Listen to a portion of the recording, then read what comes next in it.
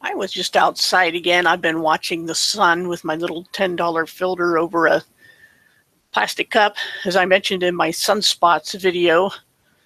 And, through a little handheld, sometimes it's my regular telescope, but a lot of times just to see where the spot grouping is, I just take out a quick, little handheld telescope, little eyepiece, spyglass thing.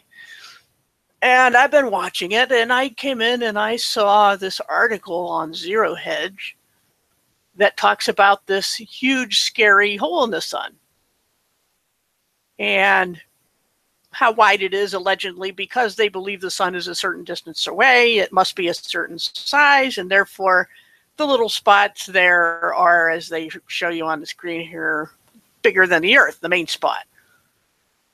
And they're saying that, it was spotless for 2 days, which is true. I had been watching, as soon as I got my filter about a week ago, I started watching the sun. There were no spots the first couple times. Then, of course, we've had weather issues or clouds that go in front of it and yet through those days, I've been able to watch the spot grouping. I would call it a spot grouping, because rarely is it just one spot. I mean, according to pictures I've seen, now I can watch it myself.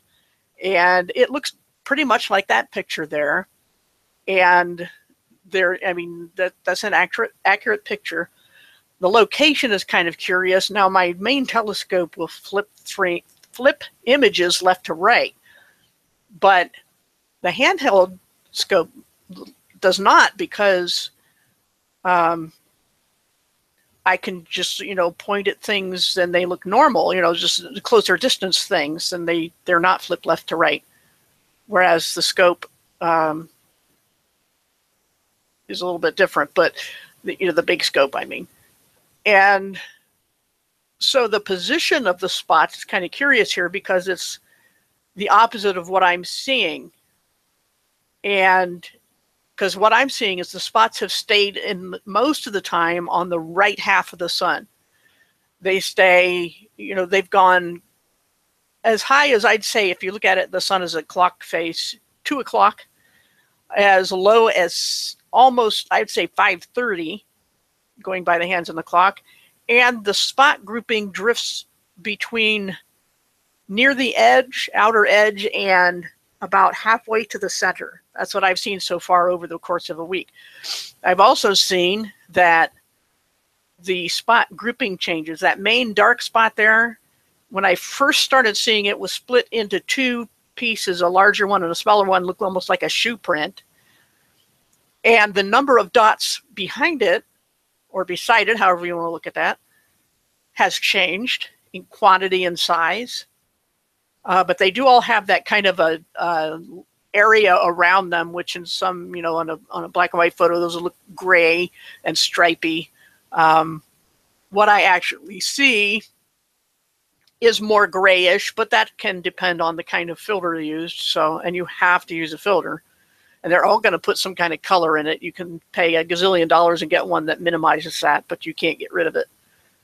So anyway, that's why the sun looks somewhat spherical. It's the nature of the filter, and a difference in light intensity doesn't necessarily make something a sphere. You can simulate spheres easy enough in Photoshop or equivalent programs like GIMP that all you have to do is a gradient shadow or a gradient color blend, and you can make something look like a sphere.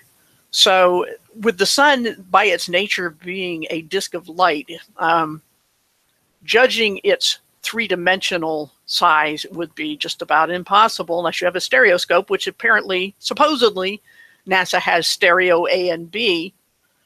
But here again, we can't really trust them, so we can't say whether anybody has a true stereoscopic view of the sun, especially if you're looking at something so far away. You would have to have NASA budget size scopes to even do justice to it. And so we don't have that. So all we can do is, all I can tell you is my own observations is looking at the sun. It is a very sharply defined disk, and it has sometimes no spots, sometimes it has spots, and these spots continually change, not only in size and number, but and shape, but also location on the face of the sun. What I have not seen is the spots go across the field of view, across the face of the clock, as you would expect if the sun is spinning on its axis relative to our view, meaning that we're watching at some angle a spin that should be going across. Like if you held a ball in your hands and spun it horizontally, that's the impression they give us that the sun is doing. How convenient that it spins that way and not, say, north to south or something like that. But no, regardless of which way you would turn this alleged spinning ball, the spots are not following it. In other words, we cannot tell that the sun is spinning. We only know that the spots are moving and they're not spinning. They're staying in a relatively limited area. And so we don't know anything about the motion, so-called, of the sun other than it's moving across our sky. And so what I mean by garbage in, garbage out is that if you don't collect a lot of reliable data, you're going to get garbage theories as a result.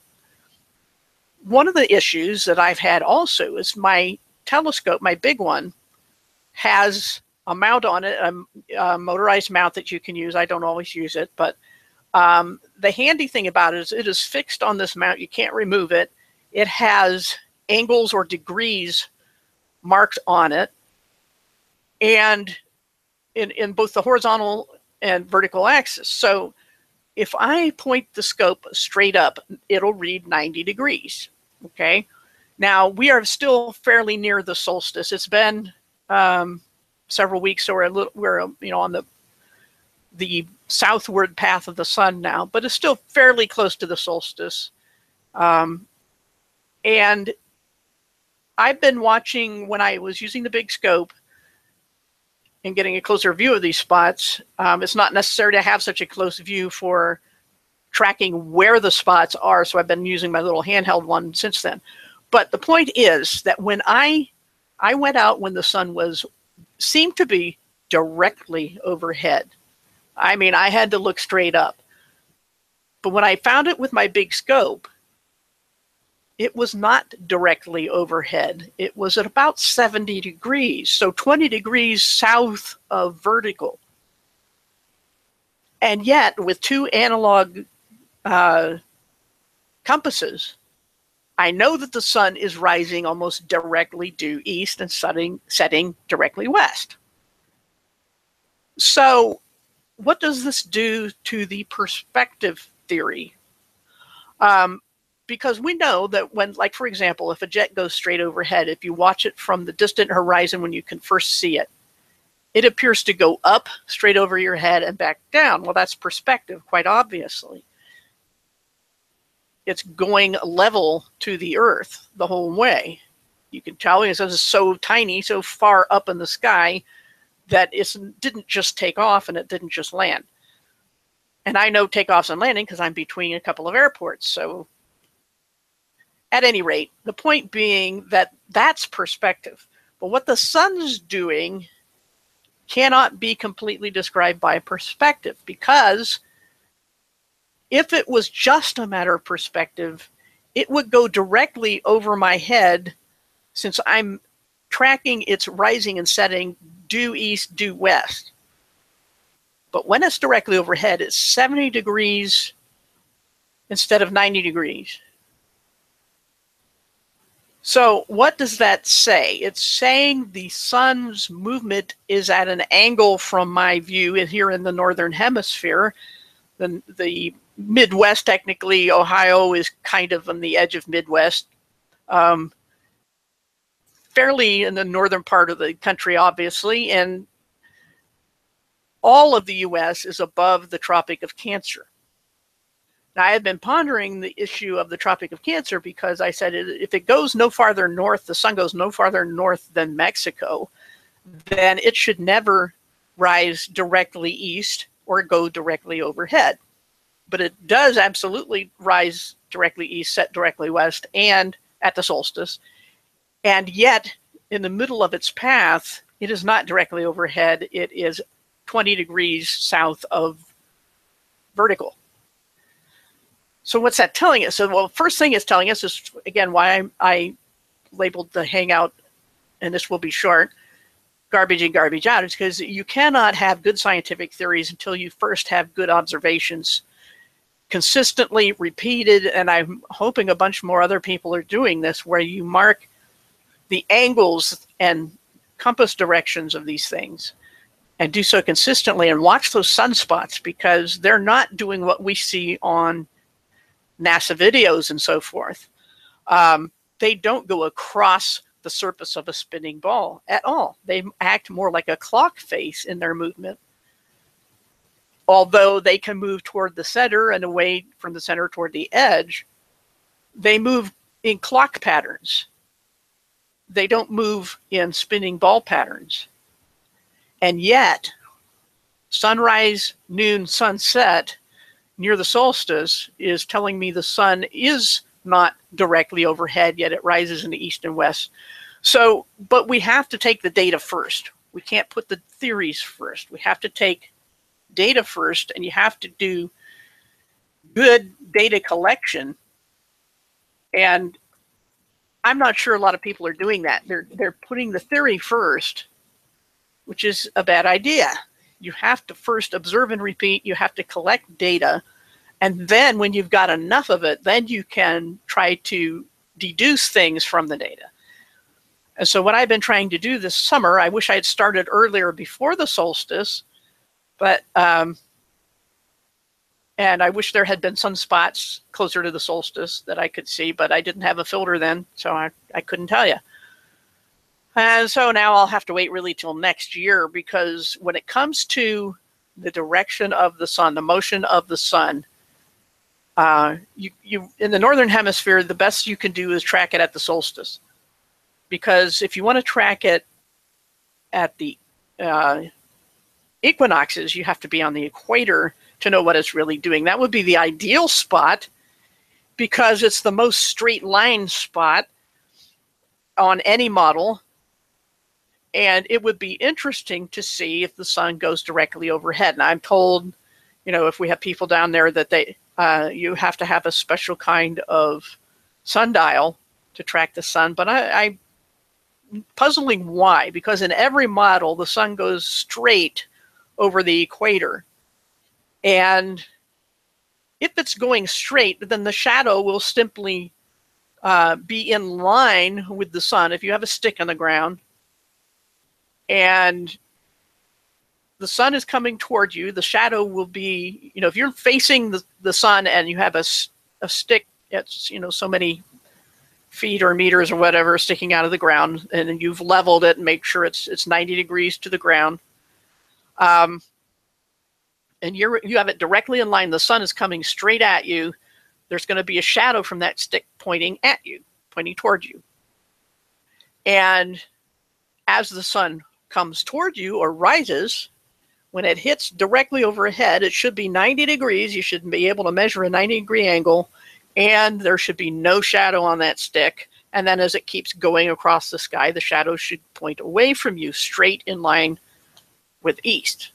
So I don't know if reliable people have done this multiple times, but the next equinox, of course, would be a good opportunity for anybody in Ecuador or any other place along the equator that we could trust.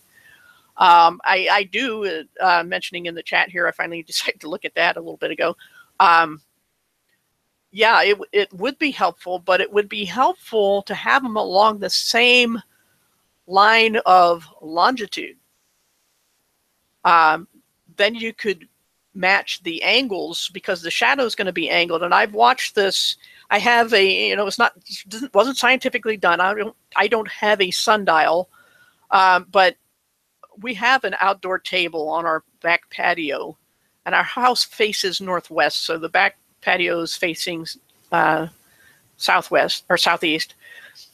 And there's a stick in the middle of this table, that a pipe that holds an umbrella that you can put in it. And I watched the shadow of that little pipe sticking out of the table. And at noon, at the highest point of the sun, and noon, I'm going by the highest point, not necessarily the clock, the shadow is never completely gone, because I'm in a certain latitude north of the equator. So the sun never goes directly overhead. And like I said, I measured it with my, with my scope, maybe a week or so after the solstice. The scope was at 70 degrees rather than 90 when the sun seems directly overhead. So 20 degrees passed or so, thereabouts, because I didn't absolutely level my scope and make sure it was pointing north and all that. But I can tell you vertically, it seemed to be level, just eyeballing it, and the thing was pointing at 70 degrees. So, to have the sun in the center of the viewfinder. So, yeah, you can get good sundials. I made one out of, you cheap printout. You print it on paper for it. You give your latitude and longitude, which you can find by a variety of means. Latitude and longitude, you pick the printout that it gives you for your area. You print it out, you get a stick of some sort, and you angle it at a certain angle, and it will tell you the time of day. And I've done that, and it's fairly accurate. But here again, the shadow length is going to change.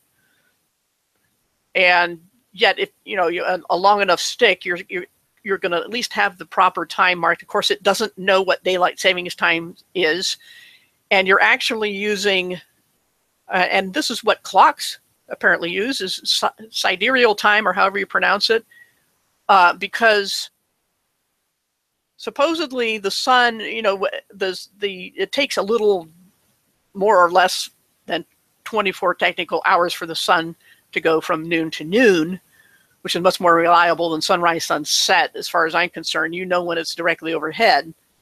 And any clock in the world is not going to adjust itself to where the sun actually is. But it's very consistent as to, they can tell you when sunrises and sunset is, and your clocks just are mechanically or digitally now.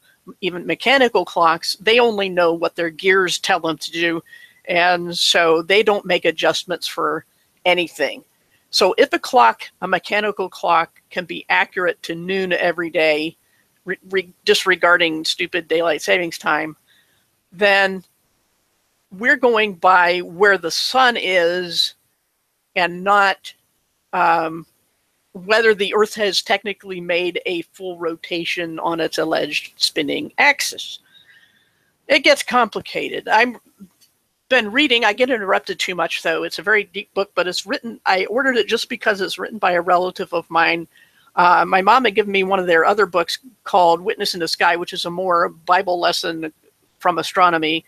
But it's called Practical Air Navigation by Thoburn C. Lyon, Lyon. And I ordered it from Amazon. It's very well used. It's a very old copy. It says at the top, U.S. Department of Commerce, Civil Aeronautics Administration, Washington, D.C.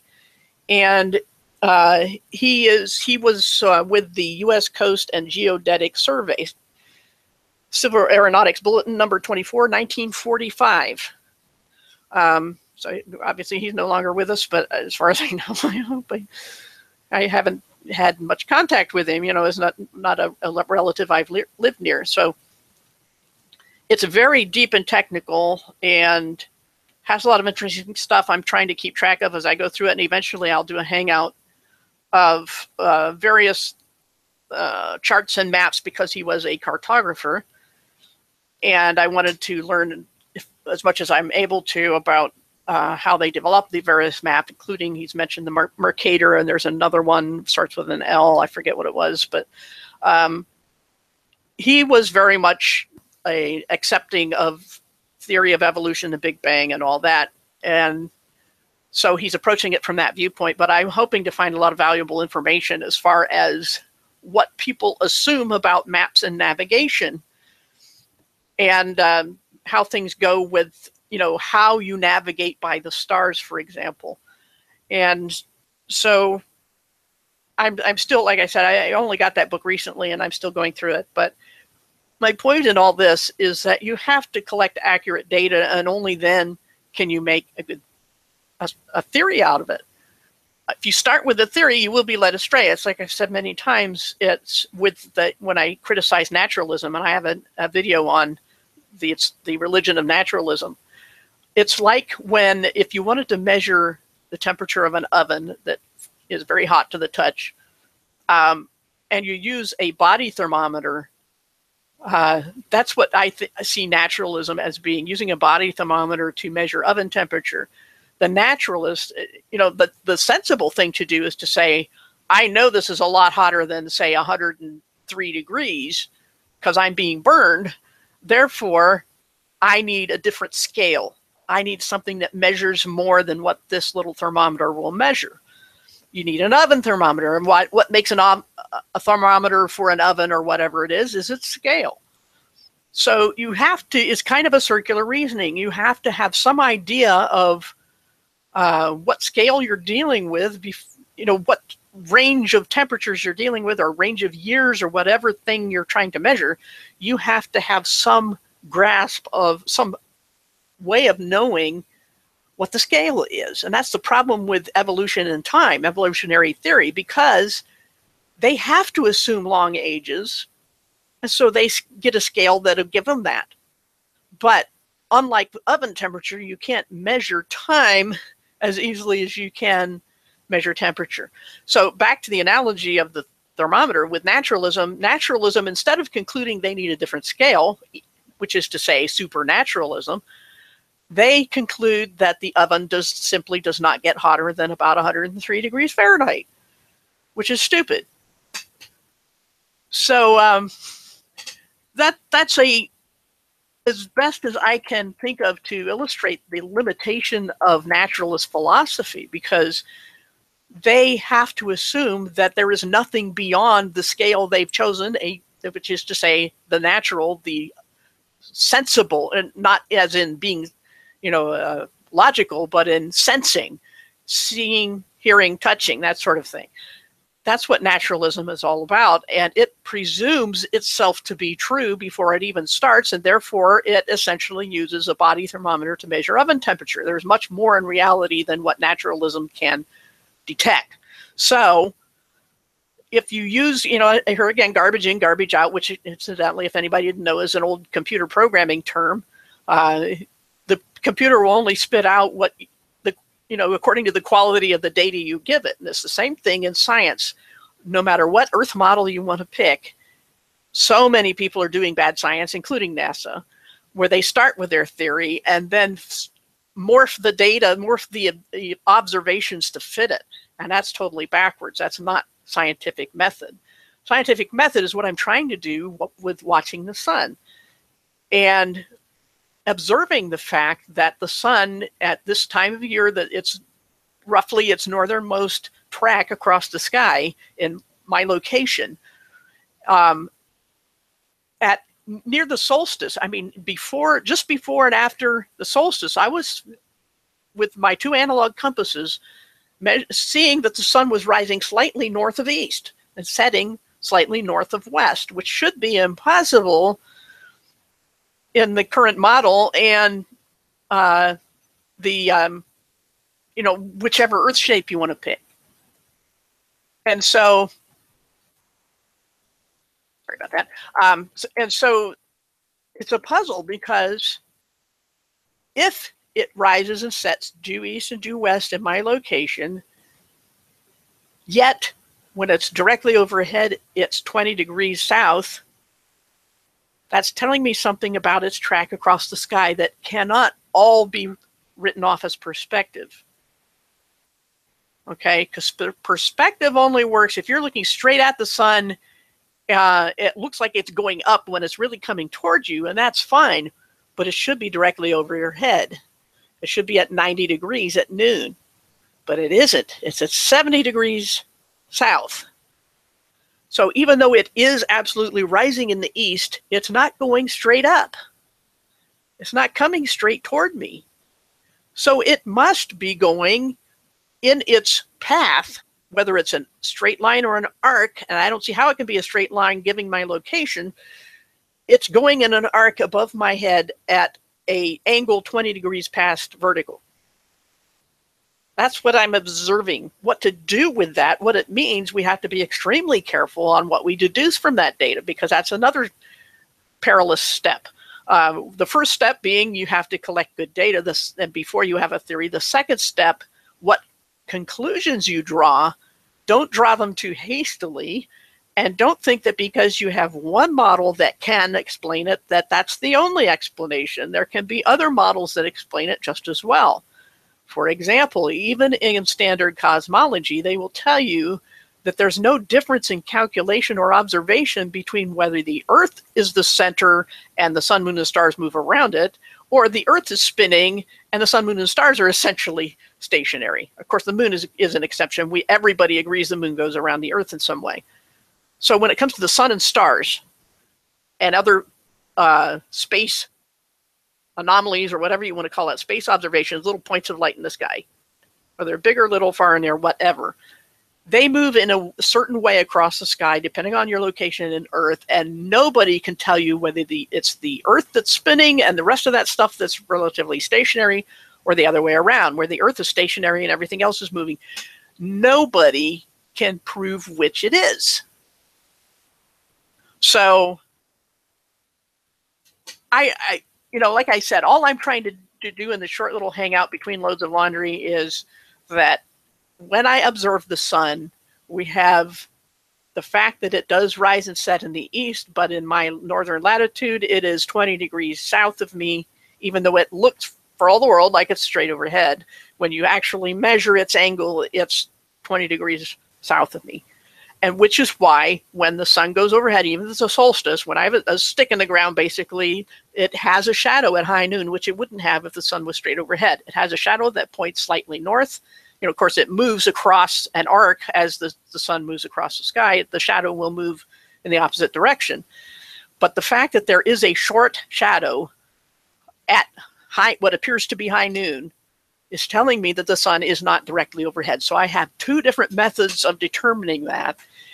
And like I said, two analog compasses, one fairly cheap and one a nicer compass that is telling me where the sun is rising and setting and where it is at high noon. And this is telling me something about its path across the sky, which is not straight.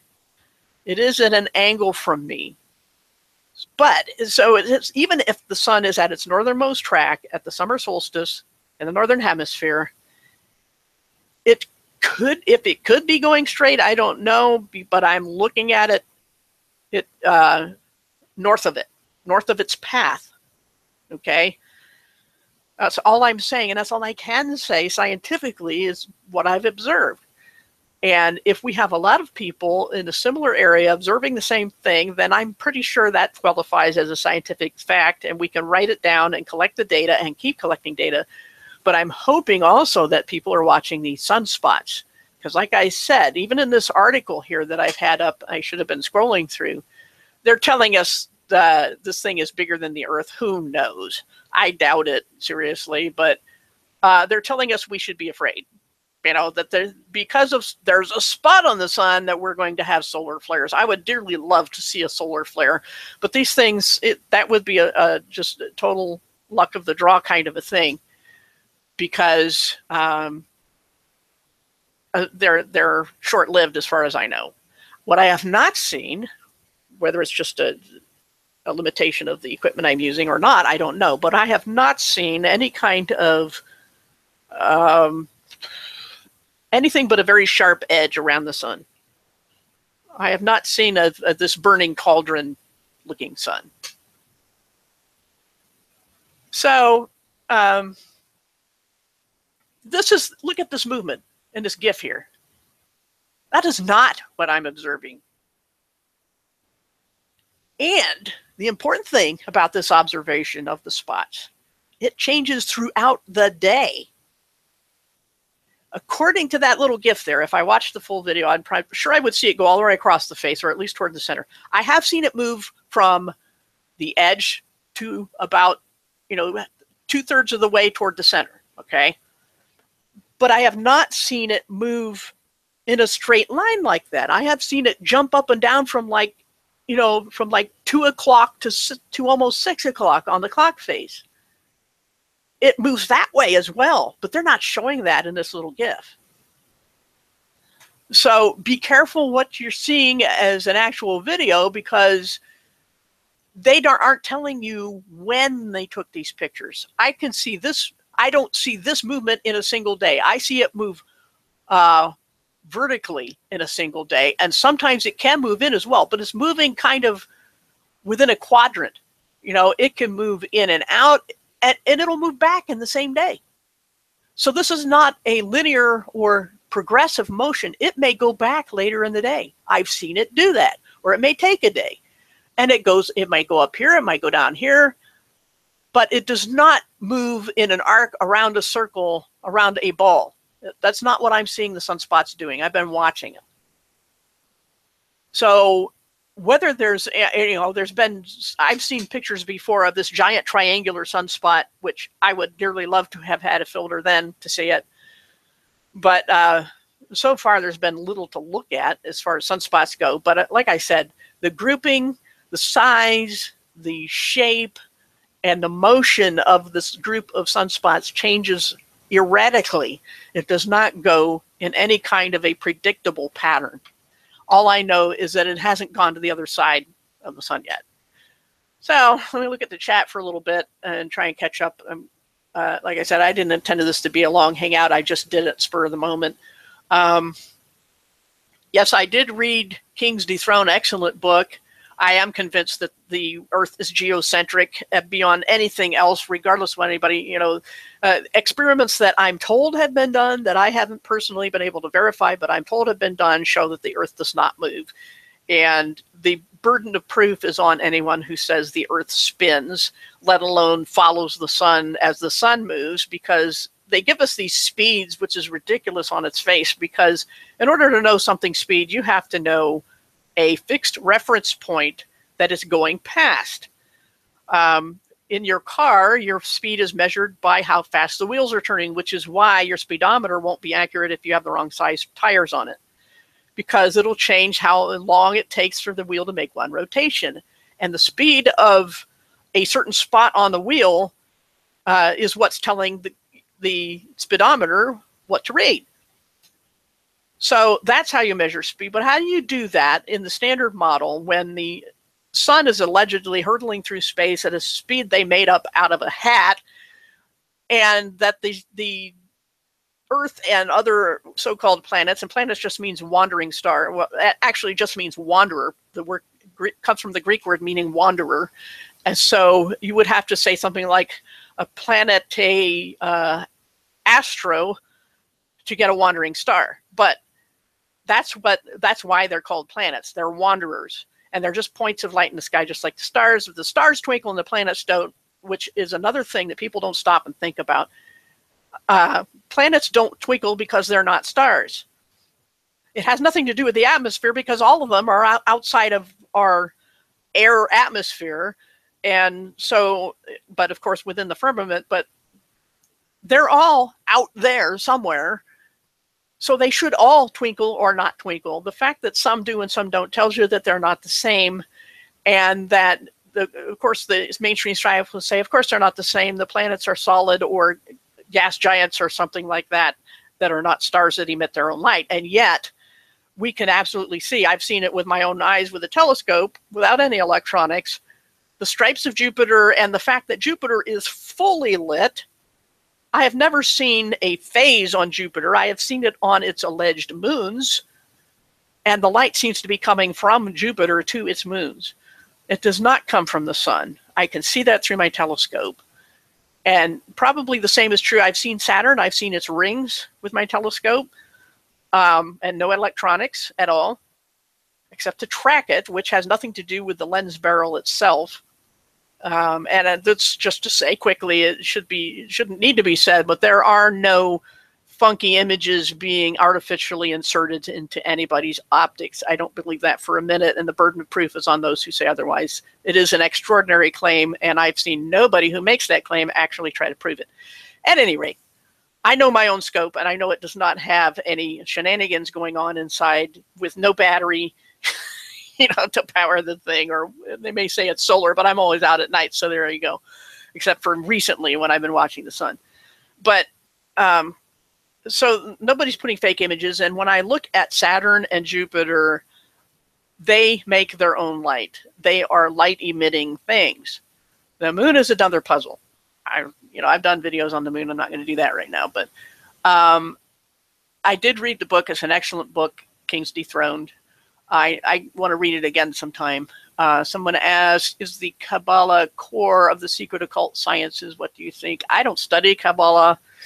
I just know that I'm not interested in it from what I've heard. I have read the Book of Enoch. I've read all three of them. The first one seems half legit. The second and third are garbage,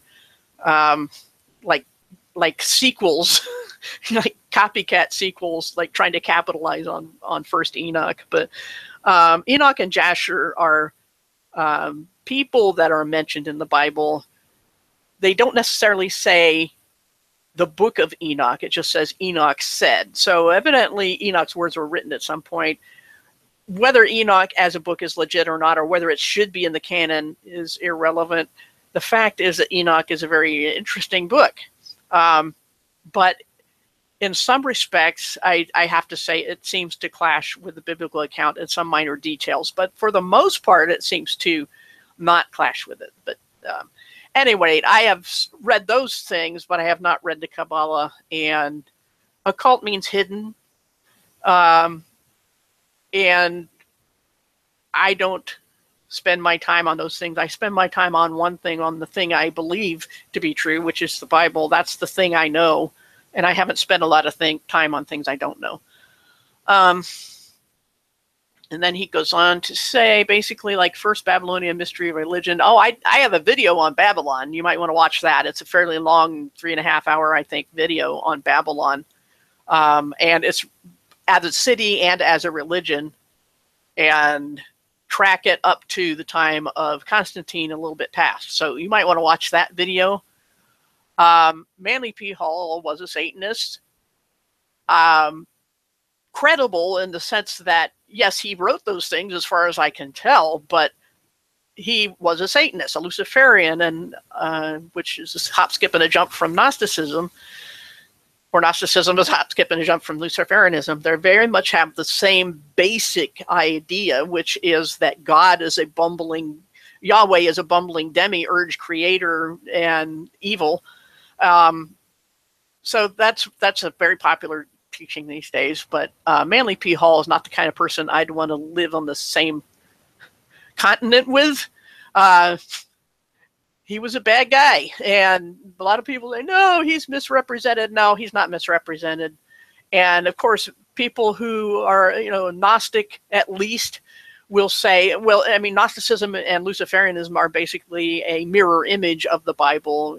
God is bad, Satan's good, that sort of thing. And so, of course, people who read his stuff and resonate with it will say, no, he is the good guy, and we are misrepresenting him. And of course, I disagree, because they would say the same thing about God, Yahweh, in the Bible. So it's a matter of who you ask, but in my opinion, Manly P. Hall is not someone I want to learn anything from. The Bible even does say, and Jesus said this to one of the churches in Revelation, he said that you have this in your favor, you have not learned the so-called deep secrets of Satan. I'm not interested in learning those things, and Manly P. Hall was certainly a representative of such teachings. So I hang out the other day with Santos Bonacci, and he found a scientist who worked with Marconi that has a machine proving the Earth does not move. Okay, I can vouch. I mean, I can't vouch for it, but I accept that from what I've read.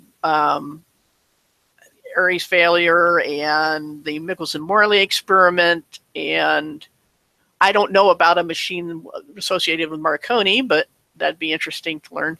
But at any rate, I'm convinced that the Earth does not move for a variety of reasons, not just because of the Bible.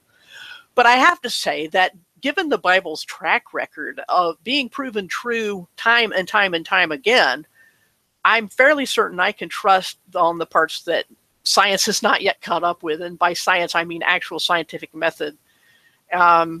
It's been right every time so far. So I think it's pretty safe and pretty reasonable to depend on it for the things that haven't yet been determined by humans by scientific method. And so I'm confident that the earth does not move, because not only because the Bible says so, but because science has finally caught up with it, or returned to it in some respects.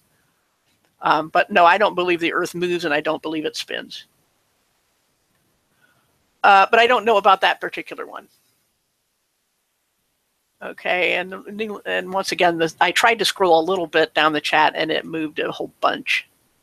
Okay, it should be huge because of Marconi. King Herod and the Mysterious Force, 43 AD. Yeah, if you're talking about Herod the Great, there's Herod Antipas. There's more than one Herod, but the Herod the Great, I think, is the one that built the temple, who was a very good builder, a very good architect in that time. At any rate, that would be about that time frame, I think. Yes, it wagon wheels the sun, of course, throughout the course of a day. Yes, a wagon wheel or a clock face. Yeah, whichever way. That's the movement we see from our perspective, at least. But yeah, that GIF is misrepresented. It's a time lapse, but it's not. It's giving you a false impression. It's telling you that it has a regular movement across the surface of a spinning ball, which it does not. They're not telling you that in the little GIF. And I like Zero Hedge, don't get me wrong. They have a lot of good material. I don't always agree with them, but they have a lot of good material. So, but this is just NASA fear-mongering as far as I'm concerned. Let's see. Lots of nice people showing up. I'm very happy to see everybody. Let's see now. Looking through. Yep, it's a good book. And I think Cathexis read through King's Dethroned. Somebody read through King's Dethroned some months ago. I forget when it was. Anyway, I did download it as PDF. You can get it for free for PDF, which is a lot easier to screen share too. This book that I'm reading, the Practical Air Navigation, it's so delicate. I'm not going to even try to hold it up to my little camcorder or webcam. What I'm going to do is read through it carefully and then try to go back and pick out some images and take pictures of them, and then I can share those.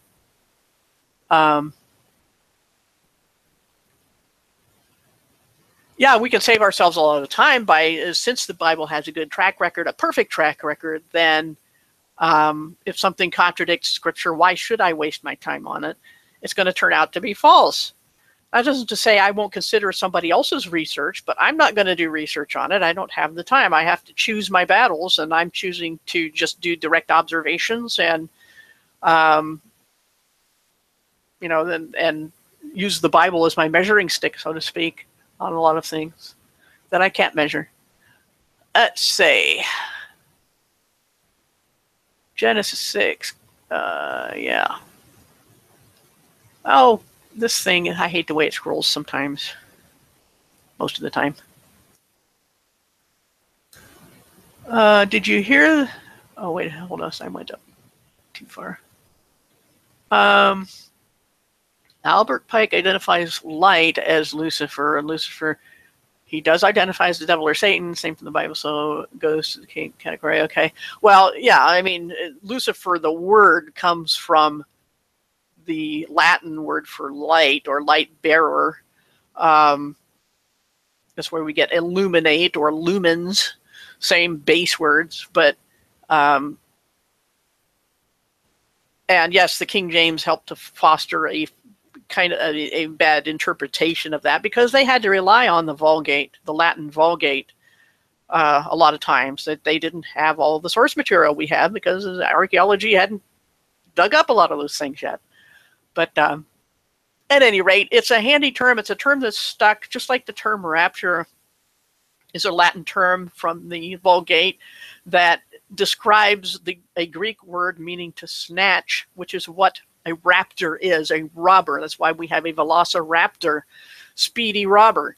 So it's all the same meaning, is to snatch. And so it's the same with the word for light that the Vulgate chose in that Old Testament passage from the either Greek or Hebrew. I don't know which they were working with on the Vulgate, but the Vulgate predates the Masoretic text, so I'm not sure they had any kind of a good Hebrew text to work with at that point, but at the time of Jerome, who did the Vulgate, which means vulgar, which means common tongue, which is another thing that gets into the Bible versions debate, because the King James was an attempt to put the Bible in the common tongue, although it had other nefarious purposes as well. But modern translations also seek to put the Bible in the modern common tongue. And there's nothing wrong with that. That's what the King James was doing. That's what the Vulgate was doing. Although the Vulgate was not a very good translation at all. And a lot of errors were ported from the Vulgate to the King James, and people take that and run with it. But that's a whole different topic. At any rate, we call Satan Lucifer from that. And it's okay, you got to have a handle, some sort. And the Bible also calls this same entity the devil, Satan, the old dragon, the serpent. Those are all names put together in one spot in Revelation, no less. So it's not something I made up or had to deduce. But Satan means adversary, devil means false accuser, and serpent is the form that Satan took on, or whatever you want to call it. It meant shining one in the Hebrew. That was cursed to crawl on the ground and eat dust, and that's where we get the word serpent. So at any rate, lots of if you're going to do word association, do it right. Do it from some kind of study of how etymology works and how it doesn't work. People make the most ridiculous leaps of ill logic because they don't know what they're doing with etymology or word association, and because as soon as you write off all education as bad and corrupt, then you're in uncharted territory. And I don't mean that in a good way. I mean that in a tossed here and there by every wave of the sea way. Just some bad logic flying around on YouTube these days, especially. That's where I hang around mostly. I don't do most social media. So that's what I can talk about, because that's where I am. Going on with Manly P. Hall, he says, man isn't trying to find ways to exalt himself from man to God, but from beast to man, or something like that. Okay, I'll take your word for it. But Satan, of course, wants to be God. Rabbi Yehuda Lowe's creation of a golem. No, I don't know what you're talking about. I know what golem means. I know what a rabbi is. Creation of a golem, I don't know. Is this an invention of, a derogatory term for Gentiles? I don't know. I don't get into that. No reason to think that the earth moves unless you make the heavenly bodies as gods that we're part of. Okay. Visiting other channels. Amazing how much New Age is out there. Yeah, I mean, I've been seeing that from the start. Lots of New Age, which New Age is basically Hinduism repackaged for the Western mind, as transcendental meditation was really just, basically yoga stuff. And yoga, they try to say, oh, it's just stretching. Well, then why call it yoga if it's just stretching? We call it stretching, therapeutic stretching, or whatever you want to call it. When as soon as you call it yoga, even the Hindu gurus and whatnot will say, no, yoga is not just stretching. It is a religious practice. But at any rate, it's the old, if it walks like a duck, quacks like a duck issue, where you go not by the terminology, but by what they practice.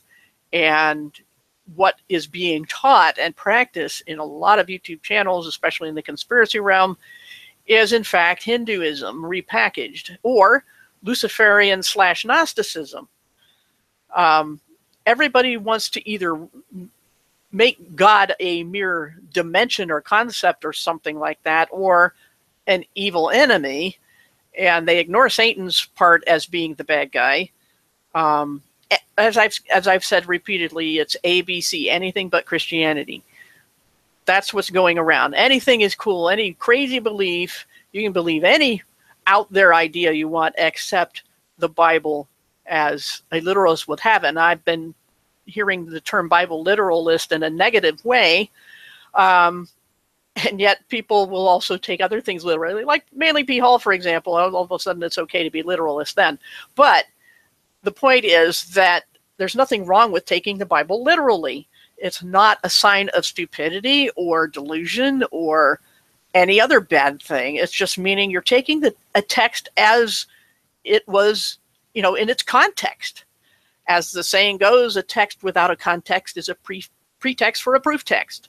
And I actually met someone in a message boards once who knew the person who coined that phrase. But anyway, it's a valid point that if you don't keep the Bible or any other writing in its context, you can make it mean whatever you want. And in which case, I'm like, if the Bible's a giant allegory, then why bother?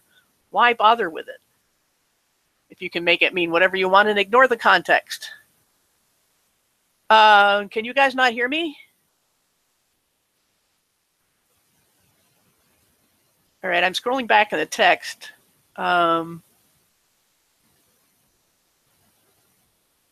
Hopefully you can hear me. It says that my audio is still going. Okay, Kathy can still hear. Okay, good. Yeah,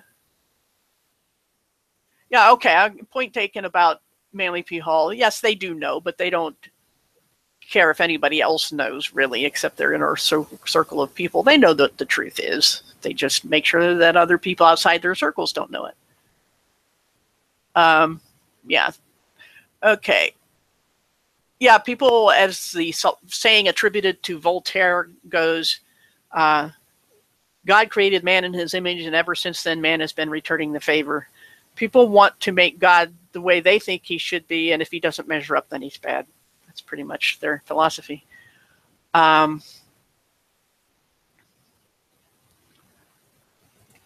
Okay. All right. Yeah, I don't know why some people can't hear me sometimes. YouTube is always messing with their software, especially recently. They seem to be changing it a lot, and it's not helping. It's not making anything better. Maybe eventually it'll clear up, but I know for a while I could not use the browser I'm using right now to do Hangouts. So they fixed something, or the browser fixed something. I don't know. But anyway, kind of got off the track, but that's okay. It was just meant to be a short hangout anyway. What do you think? Why God uses plural in Genesis 1? I assume you mean Elohim, which is a plural noun, plural of Eloha, I think. Something like that. I don't speak Hebrew. I went over that also in some of my videos. Very, very briefly. If you look at the account, I think in Genesis, I forget which chapter, of Moses and the burning bush. He doesn't know. He goes toward the burning bush and he hears God tell him that he's on holy ground, and he's talking to God then and saying, "Elohim, what should I call you?" Which is telling me that Elohim was a generic word for God, just like God is in English. It's generic. You can say a God of this or a God of that. And God in that passage identifies himself as I am that I am, which is to say, I'm just who I am. What do you mean asking me my name? And that's where we get the acronym Yahweh, I am that I am. That's what it means. And it is not something close to Jove or Jehovah, Jove or Jupiter, I mean. Yahweh is simply an acronym, and it means I am who I am. And God's, Moses says, Elohim, what should I call you? God says, I am who I am. Tell that to the people of Israel, and tell them that I am the Elohim, the God generic term of Abraham, Isaac, and Jacob, which here again gets into the issue of Abrahamic religions. Abraham had no other religion but the God of the Bible. He is not the father of Islam, not religiously. Islam came from his other son, which is not the child of promise, and goes down through, can trace them to the Arabs, but not to Islam. Islam came out of those people, but that is not an Abrahamic religion. That is a very bad piece of disinfo being spread. It is not an Abrahamic religion. They claim Abraham as a genetic father, which is legit, but not as a religious father. Abraham's religious beliefs had nothing to do with Islam, which didn't exist until 600 AD, and Abraham lived, of course, a good while BC.